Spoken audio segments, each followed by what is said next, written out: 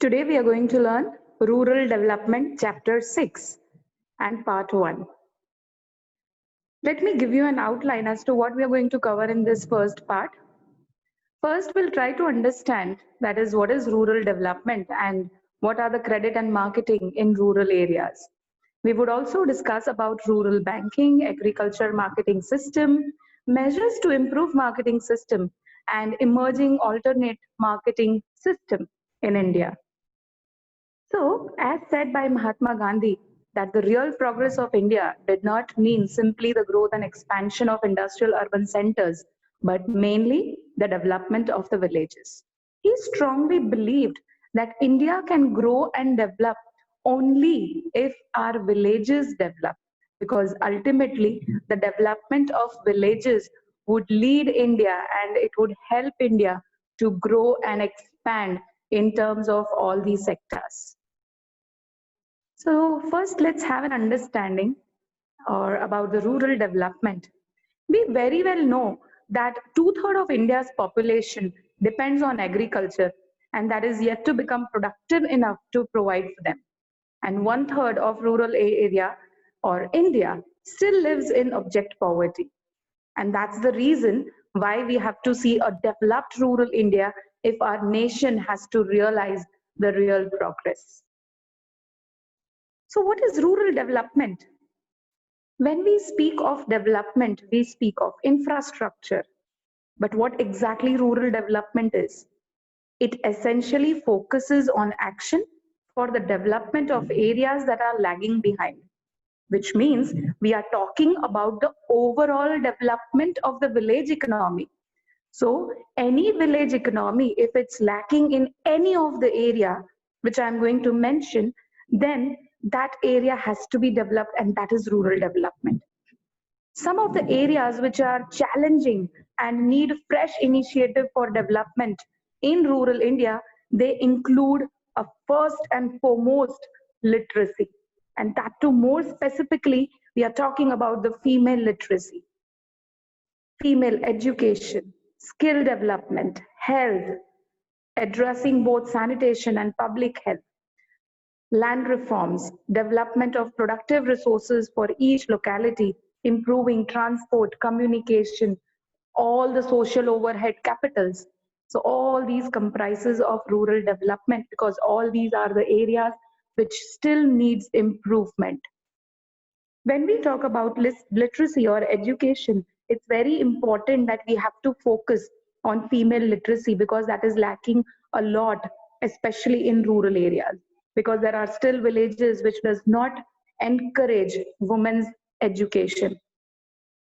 As it is said that when you educate a woman, you are educating the whole family. So it becomes very important to more specify on the female literacy and education level. So what is rural development? Infrastructure development like electricity, irrigation, credit, marketing, transport facility, including construction of villages, roads, feeder roads to nearby highways, facilities for agriculture, research and expansion, all this comprises of rural development. So special measures for alleviation of poverty and bringing about significant improvement in the living condition of these weaker section of population is very much important. Now let's understand what is credit and marketing in rural areas. When we talk about credit, if we talk about the traditional mode, usually the farmers, they have to borrow time to time from various sources, and growth of rural economy depends primarily on infusion of capital from time to time to realize have or to have a higher productivity in agriculture. Farmers have to borrow from various sources to meet their initial investment on seeds, fertilizer, implements, and other family expenses, be it social expenses like marriages or death or religious ceremony. Now, for all these requirements, they have to borrow, because still now many of the rural area population, they are majority of them are living below poverty line. So the only source for them is to borrow money. At the time of independence, money lenders and traders, they exploited these farmers and small marginal farmers. and even the landless laborers by lending them money at a very high interest rate. So it was very difficult for the farmers live alone paying back the interest rate, but they were never able to pay back the principal amount because their whole life they had to just invest by giving them interest time to time. So it was more of a like a debt trap which was created for them, and they were never able to come out of this debt trap because of the manipulation of the money lenders then. So a major change occurred after 1969 when India adopted social banking and multi-agency approach to adequately meet the needs of this rural credit. And that is why we had NABARD, that is National Bank for Agriculture and Rural Development, which is an apex body. Like how we have apex body central bank as an apex bank for commercial bank. Similarly, over here we have for rural and credit, we have NABARD, that is National Bank for Agriculture and Rural Development, which was set up in 1982 as an apex body so that it could give the rural credit to the Indian farmers and for the rural development. So the institutional structure of rural banking today consists of a set of multi-agency institutions like we have commercial bank, we have regional rural banks, we have cooperative bank, we have development banks. All these were created so that they could help in the development of rural area. They are expected to dispense adequate credit at a cheaper rate. Recently, we do have self-help group. We have discussed this concept many times. This concept have emerged to fill the gap in the formal credit system. When we self-help group means a group of farmers, they cooperate with each other, they form a group, they pull in the money how much ever they can, and this fund is utilized to give credit to the needy farmer who needs it.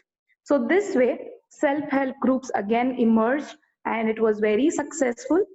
Agricultural loan default rates have been chronically high when we talk about rural banking.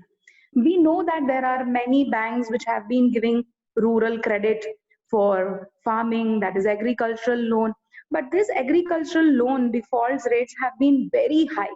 Now, what is the reason? The expansion and promotion of the rural banking sector has taken a backseat after the reforms. And to improve the situation, it is suggested that bank needs to change their approach from just being a lender to build up a relationship banking with the borrowers, which is very, very important.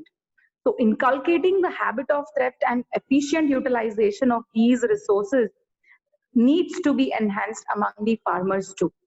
It is very important that farmers also become active participants and there should be spread of awareness regarding this rural banking and the help which they have been providing to the farmers. What is agricultural market system? The mechanism through which these goods reach at different places depend on the market channel. How do we receive all these goods?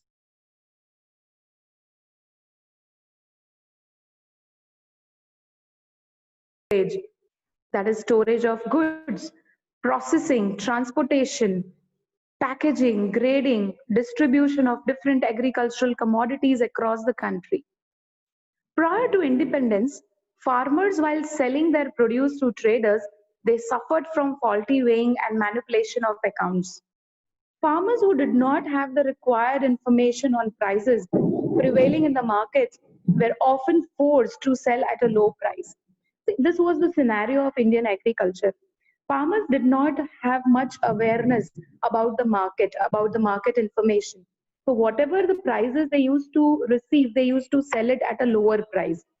They also did not have proper storage facility, which is one of the main loophole or a setback for our Indian farmers because there is no proper storage facility that they can store the goods and then sell it to the market when it requires at a higher rate.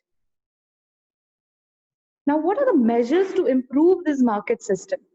The first step was regulation of market to create orderly and transparent marketing condition.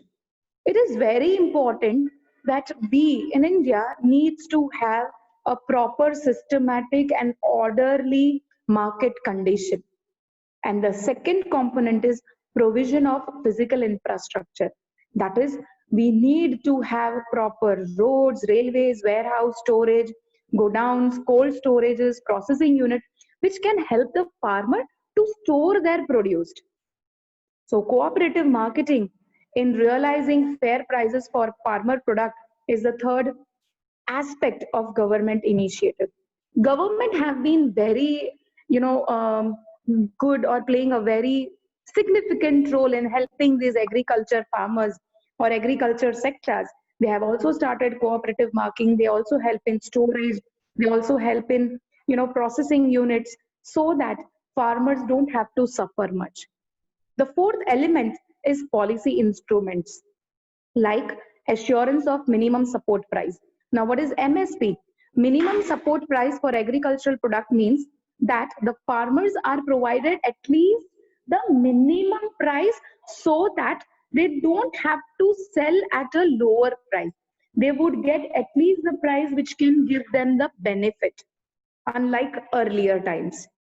Secondly, maintenance of buffer stock of wheat and rice by Food Corporation of India. Now, when we have a stock of goods and all the commodities, it is very much helpful that during the time of crisis or scarcity, this buffer stock can be used. Thirdly, distribution of food grains and sugar through PDS. This is again very much important that government has started taking this initiative to distribute food grains and sugar through PDS at a lower rate so that people who are living below poverty line, who are very poor, they get the benefit of at least meeting the basic requirements of survival. Now, what are the emerging alternate marketing channels? It has been realized that if farmers directly sell their produce to consumer, they would gain more income. It is but obvious that, let's say for example, if a farmer is producing a commodity, he has to go through the various channel to sell his product to the ultimate consumer. Now, if this channel of distribution gets eliminated, then he can directly sell it to the consumer. He can earn more income. So some of the example of these channels are Apni Mandi in Punjab, Haryana and Rajasthan, Hadaspar Mandi in Pune, Ritu Bazaars, that is vegetable and fruit market in Andhra Pradesh, and so on. So further, several national and multinational fast food chains are increasingly entering into contracts and alliance with the farmers to encourage them to cultivate farm product. This has been very helpful. We have so many even Indian companies and even Indian multinational companies who are getting making contracts directly with the farmers so that they can supply their produce directly to this company, and which they can process them and sell it into the market. Like, let me give you an example for, let's say, the company which are into the food processing industries. Like if they are making wafers, they can directly get the potatoes from the farmers. So this would also help the farmer to sell the commodity in bulk and gain more money or income. So several national, as I said, and multinational fast food chains are increasingly entering into the contract with farmers to encourage them to cultivate the farm products of the desired quality by providing them with not only the seeds and other inputs, but also assured procurement of produce at a reasonable price. In the next session, we are going to learn about diversification in the production activities. Thank you so much.